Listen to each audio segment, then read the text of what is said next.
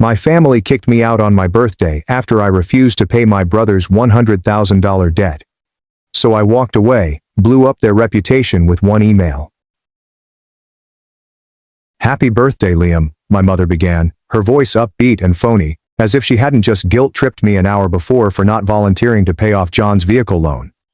I sat at the end of the dining table, a slice of store-bought cake in front of me, and half-melted wax dripped from a crooked 30 candle. My father slouched across from me, one arm lazily stretched over the chair and the other holding a beer. My brother John, 28, unemployed and evidently averse to responsibilities, was scrolling through his phone with one hand while messaging with the other, using his new iPhone, which I had purchased. So I said, clearing my throat. My heart was racing, but I tried to remain calm. "We need to talk about the money." Dad grunted. Mom blinked. John did not look up. "I can't keep covering everything," I admitted.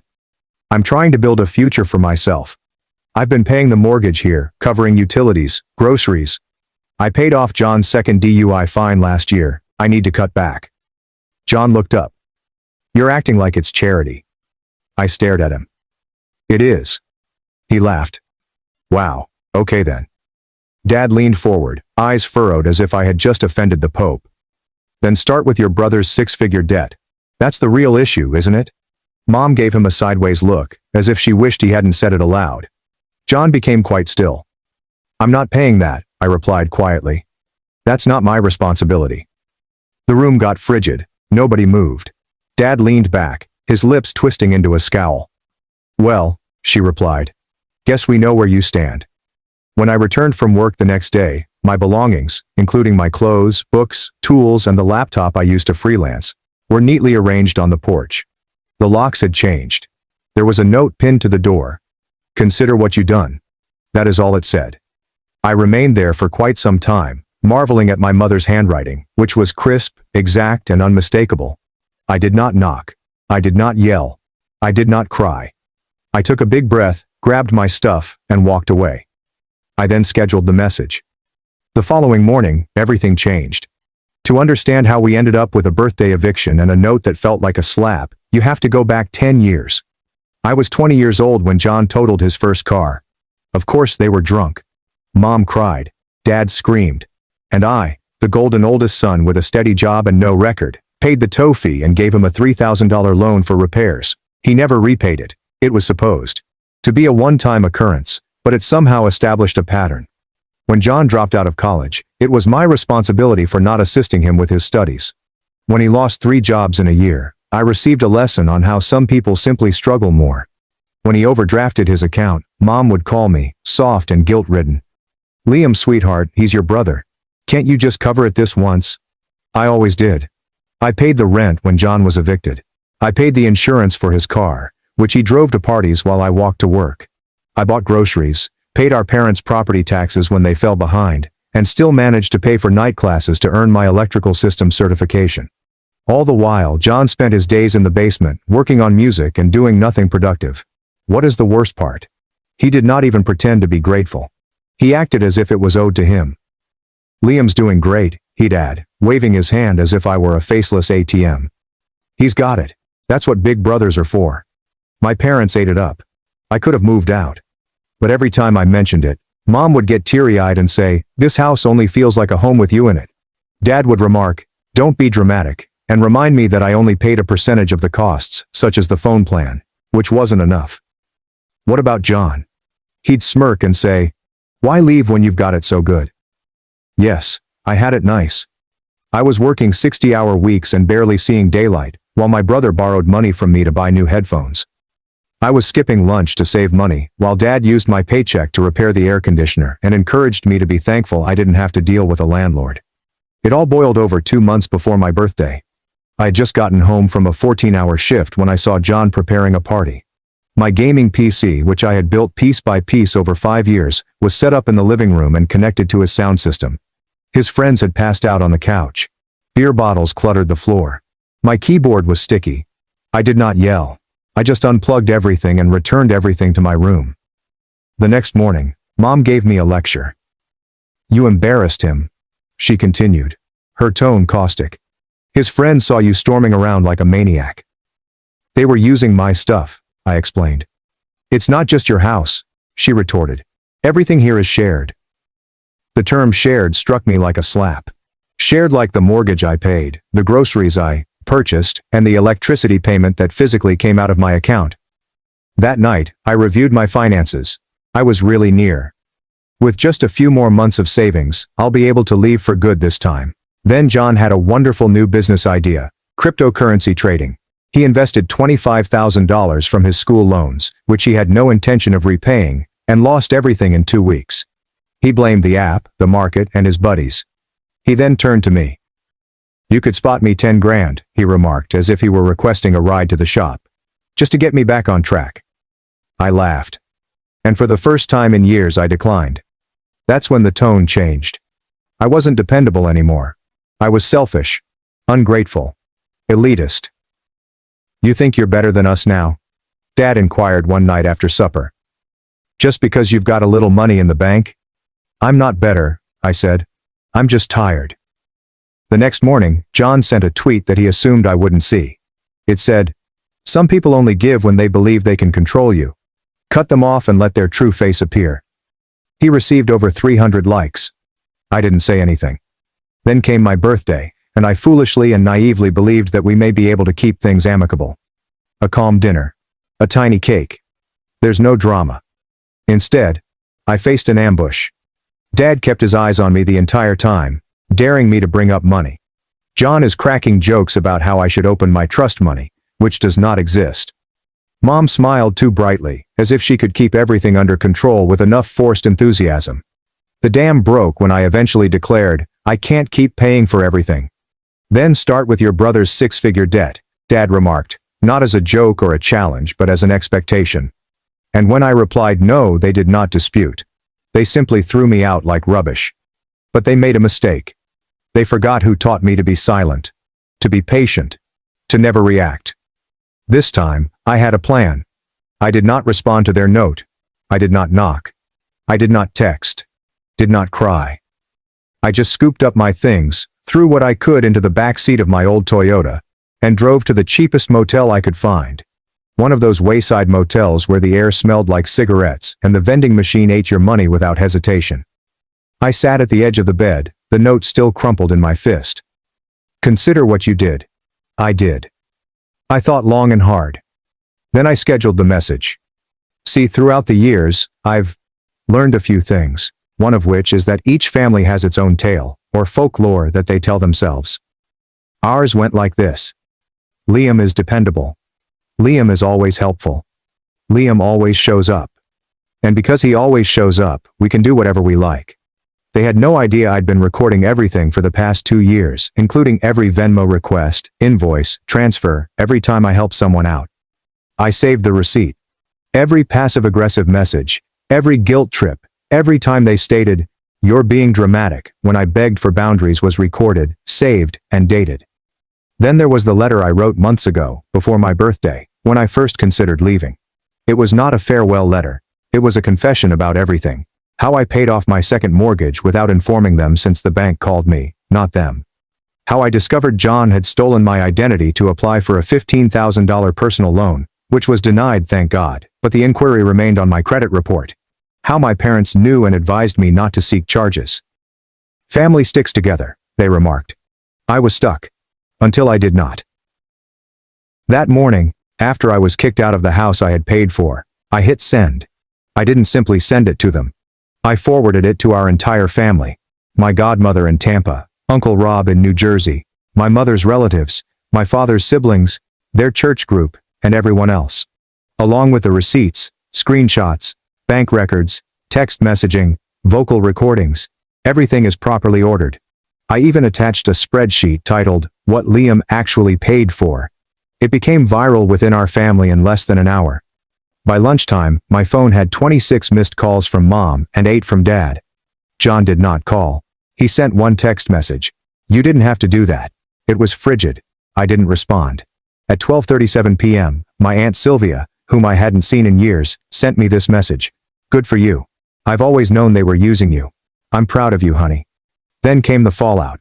Apparently, my parents' reputation in their small suburban bubble meant more to them than I realized. The picture of the ideal, close-knit, morally upright family was destroyed. People began asking questions. Why was Liam paying the bills while John was on vacation? Why did the note on the door resemble something from a Lifetime movie? Why did John get new headphones, footwear and tattoos while unemployed? Why did Liam reside in the basement as if he were a tenant, despite paying for everything? Dad tried spinning it. We were giving him structure, he informed a relative. It was all agreed upon. Wrong move. I had attached a recording from the night they kicked me out. I'd been recording with my phone, which I had placed into my jacket pocket before supper. The voice note was very clear. Dad. Then start with your brother's debts. Me. I am not paying that. Dad. Now get out. Mom. Consider what you did. They could not spin that. The kicker? I also reported a stolen identity case. I'd let it slide the first time. No more. When the police arrived at the house to question John about the bogus loan attempt, things became heated. A neighbor captured everything on video. Angry voices, a slammed door, and John ranting something about how he deserved a break. Someone, perhaps my mother, yelled, "We told you not to make this worse." That clip was shared on the local neighborhood Facebook group, and just like that, the family that used to gossip about other people's dramas became front-page news. I didn't see it happen. I was too busy moving into my new downtown apartment, a one-bedroom above a flower shop. Quiet. Sunlight in the morning. A kitchen that did not smell of previous disputes. I paid the deposit with money that I should have saved all along. That night, I sat on the couch with no TV, only my laptop and some takeout, and watched the madness develop from afar. They tried calling me again. Dozens of times. When I did not respond, Mom showed up at my workplace. She waited in the lobby, her eyes red, carrying a Tupperware of my favorite dish as if it had been used for years.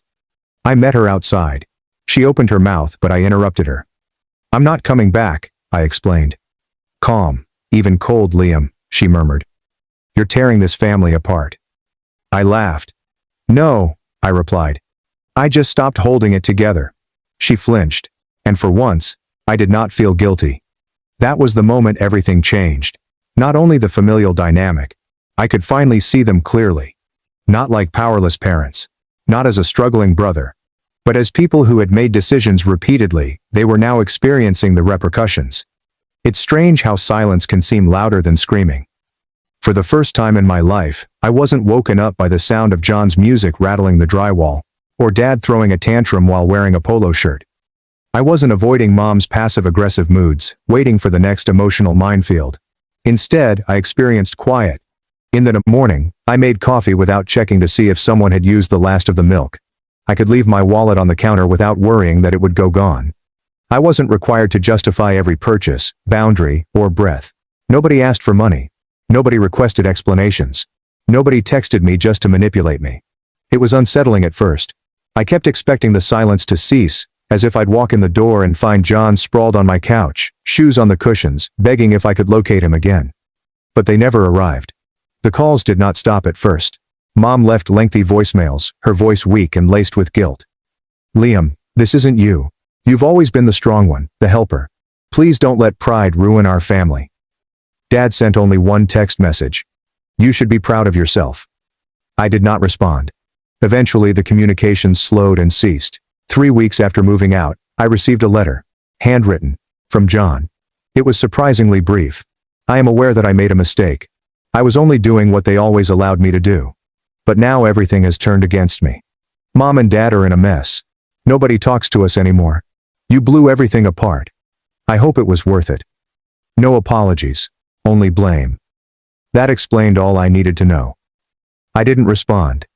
Instead, I set to work restoring what they attempted to take from me. I signed up for a coding boot camp, which I'd wanted to do for years but had put off because we need help with the bills this month. I began freelancing in the evenings, saving for the future I desired, not the one they forced me to fund. I found genuine friends. People who asked for nothing except honesty. People who were more concerned with who I was than with how much money I made. I joined a local climbing gym. I rediscovered my affinity for movement and risk. For pushing myself on my own terms. Not hauling people who refused to move. Therapy was also helpful. It turns out that years of being the fixer leave unseen marks. My therapist referred to it as parentification, which occurs when a youngster is expected to act emotionally and financially like an adult. She helped me realize that I was never selfish. I was fatigued. Meanwhile, in the old house, they imploded. Mom needed to go back to work. She despised it. She'd spent the last decade playing home manager with someone else's money. Mine. Dad began drinking more. He apparently got into a heated argument with a neighbor who inquired about Liam's circumstances. According to what I've heard, John has finally landed a job at the gas station. It lasted for 6 days. He then blamed the manager, as he always does. Extended relatives withdrew. They had seen too much. I heard too much. The evidence did not support the myth of our happy little family, and I didn't care. For the first time in my life, I wasn't attempting to repair it. I did not go to Thanksgiving. I spent it with a friend's family, who joked at the dinner table rather than walking on eggshells. I brought pies. They called me family, and they meant it. At Christmas, I received a card from my godmother. Inside was a brief note. You deserved better. And you finally claimed it. I am proud of you. I sobbed while reading it. Not because I was sad, because for the first time, I felt understood. You know what happens after you start fire? In your previous life? Nothing. There are no big explosions. No last-minute reconciliations. Just silence. And it is the most beautiful thing I have ever heard. For the first time in 3 decades, my phone did not ring with guilt-inducing texts or last-minute money pleas. There were no urgent calls about John losing his license, Dad needing help with his taxes, or Mom crying because we no longer feel like a family. They expected me to crawl back. They always have. They assumed I'd feel guilty. They expected me to feel alone. But this is what happened. I felt free. I could breathe. I could stand in my own space, which I had paid for, furnished and cleaned, without fear of someone stealing my food, taking my keys, or threatening my future. I'd been carrying my family on my shoulders for so long that I forgot how it felt to walk erect. To live for oneself. To be unnecessary. They used to refer to me as the family's backbone. No, I was the fuse. And now that I'm gone, the fire they kindled around me can only spread back to them. 2 months after the incident, I ran into John. Of course, it was in a petrol station. He was behind the counter with a crooked name tag. Eyes are sunken. He still had that phony swagger, but it looked worn out, like a poor imitation of a better version of himself. Liam, he answered, smirked. Didn't expect to see you in town? I just nodded. He leaned in. You know you really screwed things up for them, right? I blinked. You mean when I stopped paying your debt? He shrugged. They're still dealing with the fallout. You really made a mess. I looked him dead in the eyes. You're mistaking me cleaning up my life for ruining yours. Then I paid for my gas and left him gaping at the door as if he couldn't believe the ATM had walked away. He still doesn't understand it. Neither of them do. Because people like John do not learn from the repercussions. Not till the funds run out. The spotlight fades. And I'm not going to remain around to see how that lesson plays out. Here's what no one tells you about leaving a dysfunctional family. The distance is not what hurts. It is the understanding that you have never been loved unconditionally. You were useful. Valued for your silence, sacrifice, and bank account. But love without respect is not love. It is leverage. So, when people ask, would you ever speak to them again? I do not hesitate. Because I finally value myself more than their approval. I used to want their affirmation as much as oxygen. Every good grade, every promotion, every loan I repaid. A fervent hope that this time they would notice me. However, they only saw what I could do for them. Never knew who I was beneath it. I now see myself. A man paid off 3 mortgages that were not his. A man stayed up late to tutor his brother, who never tried. A man who kept the lights on in a home that always made him feel like a visitor. And finally, a man declared, no more. I created a new life from the ground up. This time, the basis is not based on guilt or responsibility. It is serene. It is a decision. It is my. I spend my weekends hiking, reading, and attending classes. I'm learning photography, which I've been putting off for years due to other pressing financial obligations. I'm dating someone who does not need saving. Who asks about my day. Who doesn't call me selfish for setting boundaries.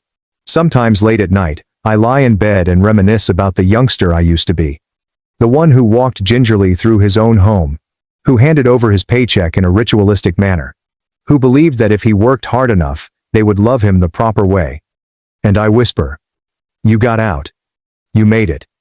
You don't owe them silence anymore. Let them chatter. Allow them to twist the story. Let them label me ungrateful, theatrical, and cold. Because here's the truth they'll never speak in public. Without me, their system failed. Their falsehoods were ineffective without me. Without me, the truth eventually emerged. Loud. Raw. Undeniable. And I didn't even need to yell. I just walked away. And occasionally, the quietest act of disobedience is keeping the door locked.